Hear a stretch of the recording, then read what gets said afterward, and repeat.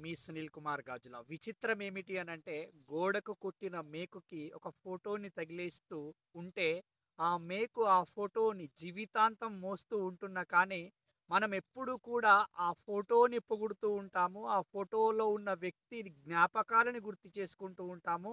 కొన్ని సందర్భాలలో ఆ ఫోటో తీసిన వ్యక్తిని కూడా గుర్తిస్తూ ఉంటాము. గుర్తు తెచ్చుకుంటూ ఉంటాము. కానీ, ఆ ఫోటోని జీవితకాలం మోస్తున్న మేకుని మాత్రం మనం ఎన్నటికీ గుర్తించము.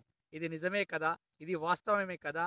అదే విధంగా నీ జీవితంలో కూడా నువ్వెవరికైనా సహాయం చేసినా, ఎవరికైనా మంచి చేసినా, ఎవరినైనా ఆపదలో ఆదుకున్నా సరే, వారు నిన్ను గుర్తించట్లేదని బాధపడకు. ఎందుకు అనంటే, వారు ఆ సమస్యలో నుంచి బయటకొచ్చి ఆనందంగా ఉన్నారు అనంటే, వారు జీవితంలో గొప్ప స్థాయికి ఎదిగారు అనంటే, దానికి మీరు చేసిన సహాయమే కారణమనే విషయం మీకు తెలుసు కదా!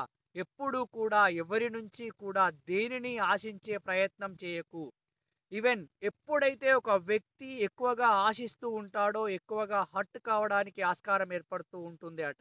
కాబట్టి ఎవరి గురించో ఎవరో మనల్ని ప్రైజ్ చేయాలి అని, ఎవరో మనల్ని గుర్తించాలి అని ఆలోచించకుండా, నువ్వు చేయాలనుకున్న మంచిని, నువ్వు చేయాలనుకున్న పనిని చేస్తూ ముందుకు వెళ్ళే ప్రయత్నం చేస్తూ ఉన్నప్పుడు, అద్భుతంగా, ఆనందంగా ఉంటూ, అద్భుతంగా ఎదగడానికి ఆస్కారం ఏర్పడుతుంది.